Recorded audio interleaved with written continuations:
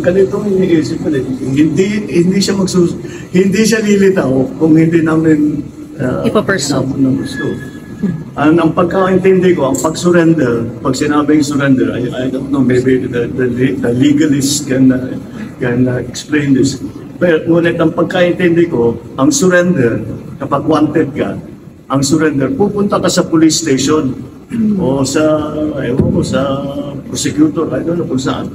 Sabihan, to an official authority, sasabihin, nagsusurrender na ako. Alam ko may court order na, may arrest order na ako, kaya magsusurrender na ako. Hindi ganyan yung nangyari. Ang nangyari, napilitan siyang lumabas dahil malapit na ang pulis sa kanya. To his credit, ang sabi niya, yung mga follower niya, magpapakamatay para sa kanya. At ayaw niyang mangyari yun. So to his credit, he was still displaying a modicum of leadership to his follower. Kaya naman, again, I will stress, it was a very, how do we say, involved police action, augmented by the AFP, augmented by the civilian arms of government.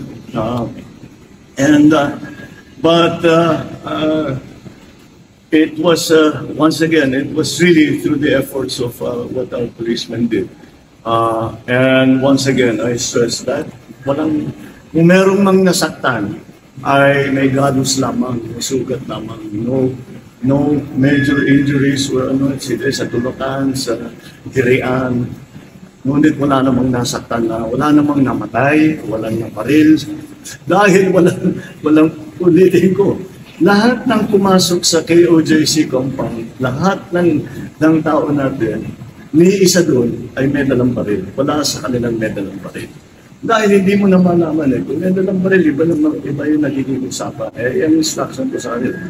Wala akong gusto masaktan. Hindi ko naman gusto saktan yung mga member ng KOJC.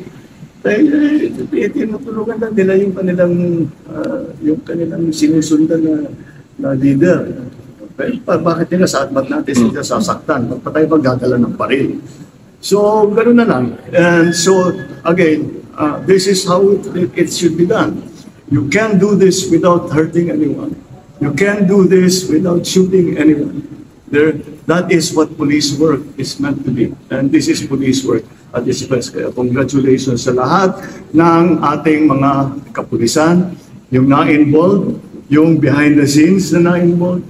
Ang ating Chief PNP ay talagang all the time, araw-araw nagre-report sa akin, sometimes 2-3 times a day, kung ano yung mga pangyayari doon sa Davao. So, it is really with some relief that I can say that at least this phase of that operation is now over, and we now leave Mr. Kibuloy to the judiciary, to the judicial system, and siyempre, papuntayan na tama naman yung nangyayari na lahat ng kanyang karapatan, walang nasasagasaan sa karapatan niya, wala namang ibabaliwala sa kanyang kahilingan, kung ano man yun. But again, there is no special treatment. Although he's a very prominent person, we actually, hindi na, kahit as may magsabi na gawin natin special treatment, hindi namin alam gawin yun We don't know what special treatment is. So we will treat him like any other arrested person and respect his rights. And we will go through the process. The process will be transparent. Everyone who is involved will be accountable. And we will demonstrate once again to the world that our judicial system in the Philippines is active, is vibrant, and is working.